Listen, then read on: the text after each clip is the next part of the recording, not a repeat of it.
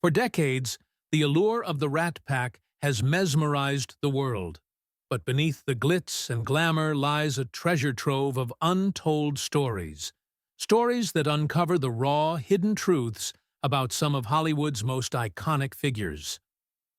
One such revelation comes from Ernest Borgnine, a cherished Hollywood legend, who recently opened up about his bond with the enigmatic Dean Martin. Who was the real Dean Martin beneath the polished exterior? Did Borgnine hold secrets that could reshape our understanding of this king of cool? Get ready to dive into the untold truths about their friendship and the man behind the legend.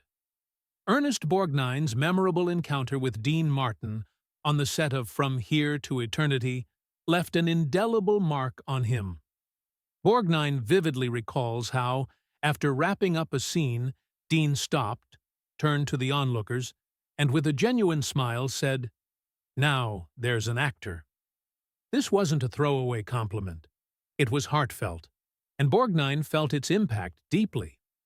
That moment symbolized not just Dean's appreciation for true talent, but also the beginning of a bond built on mutual respect, a connection that transcended the spotlight of their respective careers. To understand Dean Martin's complexity, let's rewind to his early days, long before his rise to stardom with the Rat Pack. Born Dino Paul Crocetti in Ohio, his life began with humble roots. Raised in an Italian-speaking household, Dean struggled with English in school and eventually dropped out. But as often happens in Hollywood, the greatest legends come from humble beginnings. Dean found his stride in music, his voice exuding a silky smoothness that enchanted audiences and launched his career. World War II briefly disrupted Dean's life when he was drafted, but after a short stint in the Army, he returned to show business with renewed determination.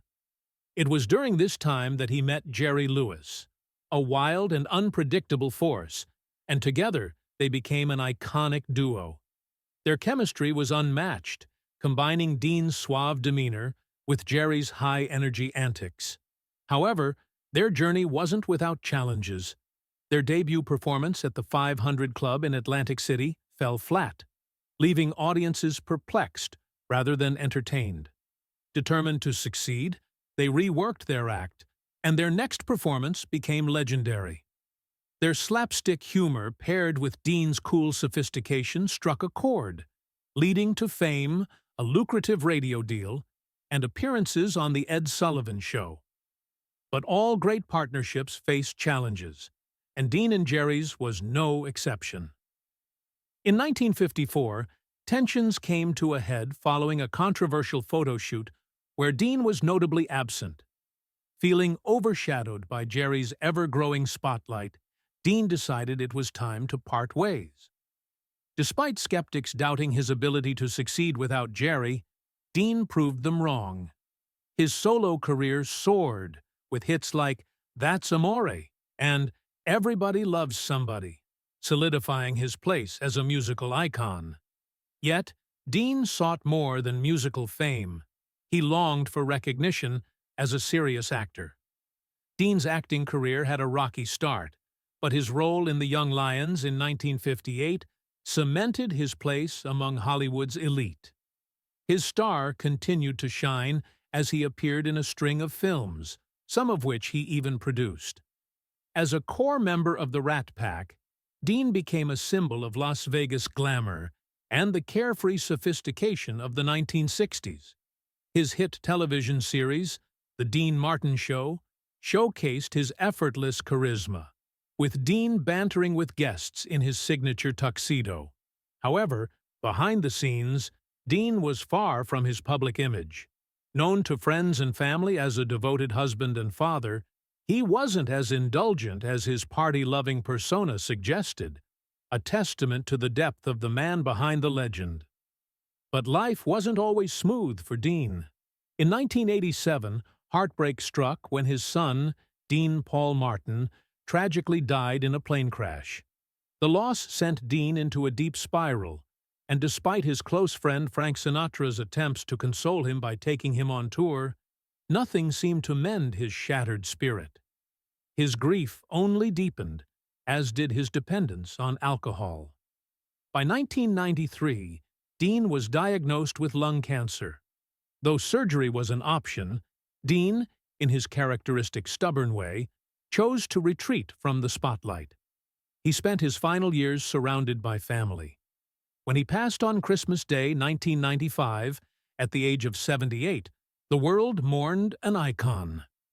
In a touching tribute, even the Las Vegas Strip dimmed its lights in his honor, a fitting farewell for a man who had brought joy to so many lives.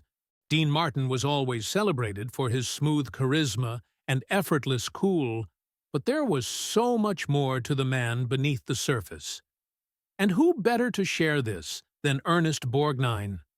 Known for his impressive range, from tough roles in westerns to endearing TV characters, Borgnine had a unique perspective on the real Dean Martin. The two shared a friendship that extended far beyond the glittering lights of Hollywood. Borgnine's heartfelt reflections revealed that Dean was more than the suave Rat Pack figure people adored. He was humble, witty, and incredibly kind, someone who made everyone around him feel seen and valued. Borgnine often said that Dean's charm wasn't just an act, it was genuine, and it touched everyone he encountered. Their bond wasn't just about laughs and good times, though. It was tested by life's hardest challenges. When Dean faced the devastating loss of his son, it was Borgnine who stood by him. He didn't offer meaningless comfort, but provided steadfast support when it mattered most.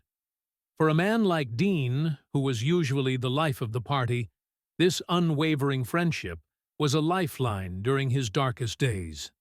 Similarly, Borgnine found reassurance and encouragement in Dean's words during times when his own career felt uncertain. Their friendship wasn't just a Hollywood relationship, it was a deep and enduring connection rooted in loyalty and care. In an industry where relationships are often fleeting or driven by ambition, the friendship between Dean and Borgnine was a rare gem. It wasn't about competition or fame, it was about respect, support, and genuine admiration. Borgnine often recalled how Dean lifted others up, never seeking the spotlight at their expense. When Borgnine earned an Oscar for Marty and cemented his place in Hollywood, Dean was among the first to celebrate his success. This rare, selfless camaraderie defined their relationship and left a legacy of mutual respect. Their bond endured through decades of highs and lows. Borgnine's career spanned generations, and he remained a beloved figure, known for his humility and infectious energy.